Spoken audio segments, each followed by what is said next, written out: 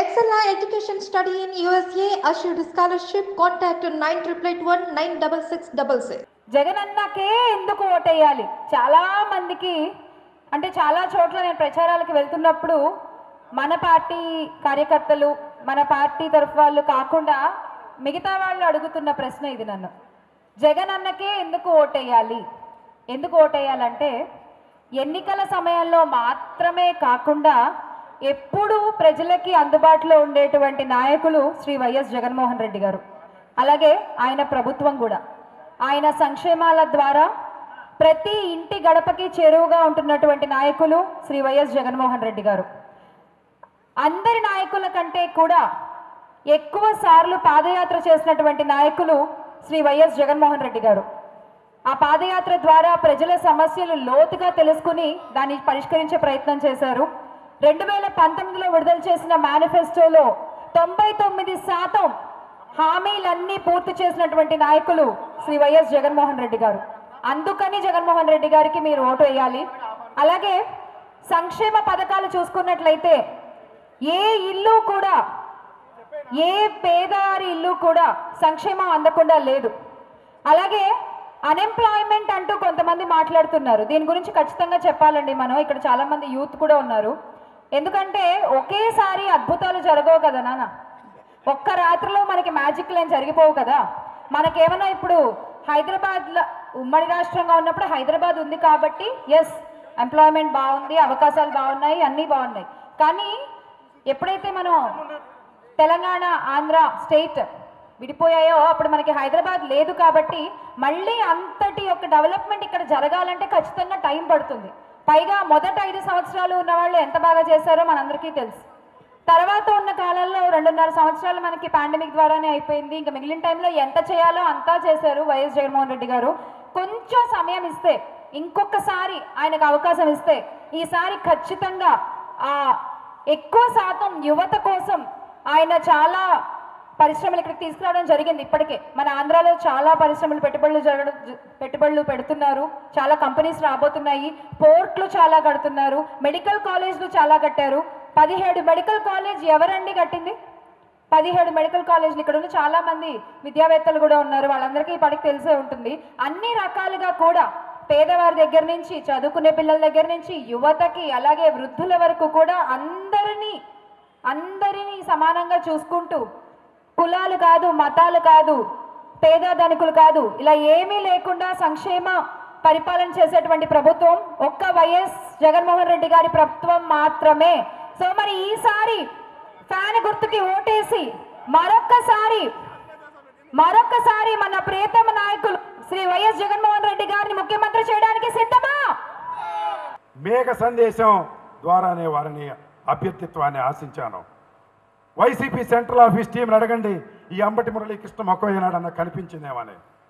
కానీ అభ్యర్థిత్వాన్ని వారు ప్రకటించి 3 వారాల తర్వాత నాకు అపాయింట్మెంట్ ఇచ్చారు. ఇంతకంటే ఉన్నతంగా గౌరవంగా అభ్యర్థిత్వం నాకు దక్కడం ఎంతో సంతోషాన్ని ఇచ్చింది. ఇప్పుడు నా ప్రయత్నం ఒకటే, ఈ పొన్నూరు నియోజకవర్గంలో గెలవాలని. రాజకీయాలు నేను పెద్ద మాట్లాడదలుచుకోలేదు. కానీ అమెరికాలో లాగా అభ్యర్థులిద్దరికీ డిబేట్ పెడితే పాల్గొనాలనే ఆశ నాకుంది. అది ఈ దేశంలో తీరదు కనుక అవతల అభ్యర్థుల గురించి 4 మాటలు చెప్పక తప్పదు. 25 సంవత్సరాలు శాసనసభ్యుడిగా ఉన్నటువంటి వ్యక్తి ఈ నియోజకవర్గంలో అభివృద్ధి నాకు 60 గ్రామాల్లో తిరిగాని ఎక్కడా కనిపించలేదు. గత 5 సంవత్సరాల్లో రోసయ్య గారి హయాంలోనే అభివృద్ధి నాకు కళ్ళకు కట్టినట్టు కనిపించింది. ఇది 100కి 100 నిజం. అంతేకాదు, నేను నామినేషన్ వేసిన విధానం మీకు తెలిసే ఉంటుంది. పేద ప్రజానీకాన్ని నంబూరు గ్రామం నుంచి వెంట పెట్టుకుని పొన్నూరు వెళ్ళడానికి ఉదయం 8 గంటలకు బయలుదేరితే సాయంత్రం 4:30 పొన్నూరు చేరి నామినేషన్లు వేయలేకపోయాను. ఎక్కడ చూసినా సంబరాలు, కోరి తిరణాళ్ళు, గ్రామాన పేద ప్రజానీకం. అంటే జగనన్న సంక్షేమంతో పెరిగినటువంటి ప్రజానీకం భావోద్వేగంతో గ్రామాల నుంచి రోడ్డు మీదకి వేస్తే అలా తిరునాళ్ళు పండగలు అవుతాయని నాకు అనిపించింది. చింతలపూడి నుంచి మరో వ్యక్తి కిలోమీటర్ ర్యాలీ చేసి నామినేషన్ వేశాడు. మీకు ఒక్కటే ఉన్నతంగా ఆలోచించండి. నామినేషన్ వేసిన తర్వాత ఆ వ్యక్తి నియోజకవర్గంలో ఎక్కడా కనిపించడం లేదు, ఏ గ్రామం వెళ్ళడం లేదు, ఎక్కడ బహిరంగ సభలో ప్రసంగించడం లేదు. ఎందుకంటే నా నామినేషన్ చూసిన తర్వాత వారి గుండె జారిపోయింది. భారీ మెజారిటీతో వైఎస్ఆర్ కాంగ్రెస్ పార్టీ గెలవబోతుందని వారు తెలుసుకున్నారు. అంతేకాదు మరొక రహస్యాన్ని తెలుసుకున్నాను. వారు ఈ మధ్య మాస్క్ పెట్టుకుని ఇంటికి పరిమితం అయిపోయారు. ఏంటి ఏమన్నా కోవిడ్ వస్తుందేమో అని నేను కూడా పాత మాస్కులు తీసి ఉతుకుదామనే ప్రయత్నం చేసి బయట చూస్తే ఎవరు పెట్టుకోవడంలా, అమ్మో నేను ఫూల్ అవుతానేమని మానేశాను.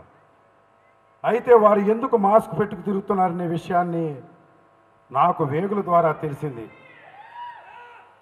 వారి ఎన్నికల అఫిడవిట్లో 16 క్రిమినల్ కేసులు ఉన్నాయట. అది తేట తెల్లమైంది. ఆ కేసుల్లో వారు బెయిల్ మీద ఉన్నారు. ఏ క్షణాన్నైనా వారిని అరెస్ట్ చేయొచ్చు. అందుకని అలీబాబా 40 దొంగల్లో ఎన్టీ రామారావు లాగా మారువేషంలో మాస్క్ కట్టుకు తిరుగుతున్నాడు ఆ వ్యక్తి. ప్రజల్లోకి రావడం లేదు, కాడి పారేశాడు, జెండా వదిలేయబోతున్నాడు. ఈ నియోజకవర్గంలో పుంజు పారిపోయింది, ఒక పుంజు. ఈ పుంజుకు పోటీ లేదు. ఈ నియోజకవర్గంలో వైఎస్ఆర్ కాంగ్రెస్ పార్టీ బావుట 13వ తారీఖు వెలుగొందబోతుందని మీకు తెలియజేయడానికి నేనేమాత్రం సందేహించడం లేదు. ఇన్ని గ్రామాలలో నేను ఇన్ని కార్యక్రమాలు చేశానే. మీకు సంఘం డైరీ ఉంది, కోఆపరేటివ్ సొసైటీ ప్రైవేట్ లిమిటెడ్గా మారుతుందా? ఇక్కడ చదువుకున్న ఉన్నత వర్గాల వారు ఆలోచన చేయండి. కోఆపరేటివ్ సొసైటీ అంటే 1000 మందో 10,000 మందో చందాలు వేసుకుని పెట్టుకున్నటువంటి ఒక society act, cooperative society. Private limited అంటే నీ కుటుంబమో నీవో సొంతం చేసుకున్నావు. ఆ చట్టాలన్నీ పదును పెట్టి నిన్ను బొక్కలో వేసే రోజు దగ్గరకు వచ్చిందని నీకు తెలిసింది కనుకే నువ్వు పారిపోతున్నావు. అంతేకాదు దానికి అనుసంధానంగా డివిసి హాస్పిటల్ నీ తండ్రి పేరు మీద 14 ఎకరాలు ధూళిపాళ్ల వీరయ్య చౌదరి ట్రస్ట్కి ట్రాన్స్ఫర్ చేసి ఒక కార్పొరేట్ ఆసుపత్రి కట్టావు. బైలాలో ఏం రాసుకున్నావో తెలుసా? అక్కడ పాడి రైతులకు ఆరోగ్యం బాగోకపోతే ఫ్రీగా సర్వీస్ చేస్తానని బైలాలో రాసుకుని నువ్వు గుంటూరులో ఉన్న రమేష్ హాస్పిటల్, హైదరాబాద్లో ఉన్న అపోలో హాస్పిటల్ స్థాయిలో లక్షల బిల్లులు వసూలు చేస్తున్నావు. అది వసూలు చేసింది కాక మళ్ళా పాడి రైతుని నమోదు చేసి సంఘం డైరీ నుంచి 50% రీయింబర్స్మెంట్ చేస్తున్నావు. నీ వ్యక్తిత్వానికి ఇది నిదర్శనం కాదా అని అడుగుతున్నా. ఈ పొన్నూరు నియోజకవర్గం నుంచి రాగి పైసా కూడా తీసుకెళ్ళని నా కన్న తల్లి మీద కొట్టేసి 60 గ్రామాల్లో చెప్పాను. 61వ గ్రామం ఈ ఏరెంట్రీ పార్క్లో కూడా అదే విషయం చెప్పాలనుకుంటున్నాను. ఎవరో కక్కిన కూటికి ఆశపడేవాడు కాదు ఈ అంబటి మురళీకృష్ణ. వ్యక్తిత్వంతో పాలన చేయాలని, ఈ పొన్నూరు నియోజకవర్గాన్ని అభివృద్ధి పదంలో నడిపించాలనే ప్రయత్నం జగన్నామ సంక్షేమ సంవత్సరం పేరుతో నేను చేసిన కార్యక్రమాలే దాని నా వ్యక్తిత్వానికి ఉదాహరణని ఈ జగన్మోహన్ రెడ్డి ప్రభుత్వంలో నాకు అవకాశం కల్పిస్తే అలాంటి ఉన్నతమైన పరిపాలన మీకు అందిస్తానని విఘ్నులు, కోవిదులు, చదువుకున్నటువంటి వ్యక్తులైనటువంటి ఈ కమ్యూనిటీ ప్రజానీకాన్ని నేను సవినయంగా మనవి చేస్తూ ఒక ఓటుని నాకు, మరొక ఓటుని రోసయ్య గారికి ఇవ్వవలసిందిగా చేస్తున్నాను. మీ మనోభావాలు బాధ పెట్టాలని కాదు. అభ్యర్థి వీధి మీద నిలబెట్టినప్పుడు కంపేర్ చేయక తప్పదు. మీరు రాష్ట్రంలో, దేశంలో చట్టాలు ఎలా మారినాయి అంటే 2 సబ్బులు కూడా కంపేర్ చేసి పేపర్లో స్టేట్మెంట్ ఇచ్చే చట్టాలు వచ్చేసాయి. అంటే పోల్చడం తప్పనుకోవడం లేదు. మీరు పోలికలో నన్ను బరువు తూగితే మీరు కులమత రహితంగా నాకు ఓటు వేయమని అడుగుతా ఉన్నా. లేదు అతని వ్యక్తిత్వం మీకు నచ్చితే అతనికే ఓటు వేయమని అడుగుతా ఉన్నా.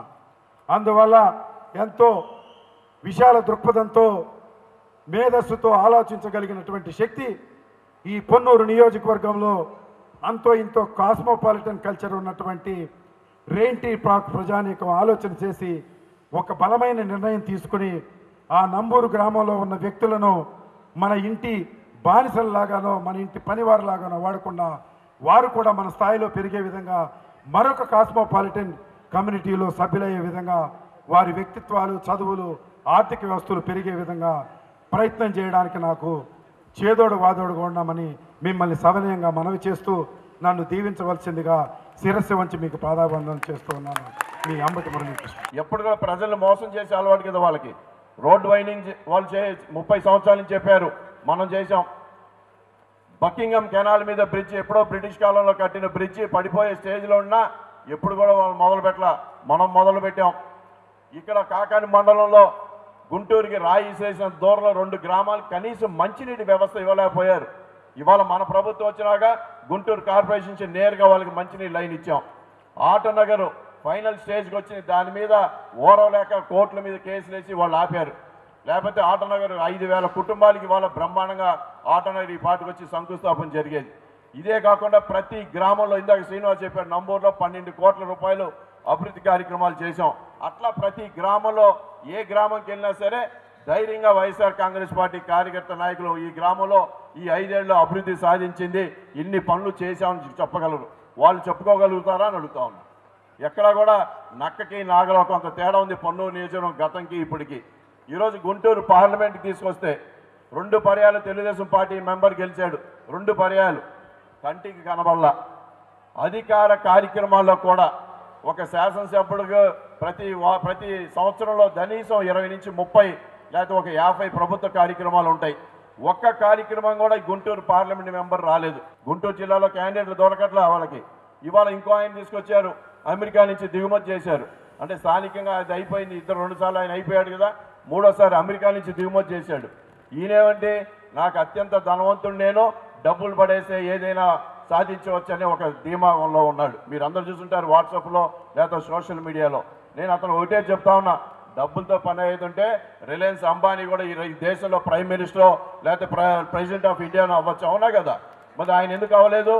ఎన్నో వేల ఇండస్ట్రీస్ పెట్టాడు, కొన్ని కోట్ల మందికి ఉద్యోగ అవకాశాలు ఇచ్చాడు, కొన్ని లక్షల కోట్లు ఈ యొక్క దేశానికి ట్యాక్సులు కట్టి దేశ అభివృద్ధికి ఆయన పాటుపడ్డాడు. ఆయన ఒక పునాది ఈ దేశంలో అనేది ప్రతి ఒక్కరికి తెలిసిన విషయమే. మరి నీకు ఇన్ని డబ్బులు ఉన్నాయి కదా, ఒక పరిశ్రమ పెట్టావా? నువ్వు డాక్టర్ అయి ఉన్నావు, మరి 2 సార్లు నువ్వు ప్రయత్నం చేసావని చెప్తున్నావు. 2014 సీట్ అడిగాను రాలేదు, 2014 అడుగు రాలేదు అన్నావు, 2024 వచ్చిందావు. మరి నువ్వు సీటు పోటీ చేద్దాం ఉన్నాడు. కరోనా టైంలో ఎక్కడికి వెళ్ళావు బాబు? నువ్వు వచ్చి కనీసం ఒక్క కుటుంబానికైనా సాయం చేసావా? డాక్టర్ అయి ఉండి ఒక్క రూపాయి అయినా సాయం చేసావా? ఒక్క రూపాయి సాయం చేయలే. ఇవాళ గెలిచిన తర్వాత సేవ చేస్తాడంట అయ్యగారు. అంటే ఎవరిని మోసం చేస్తారు?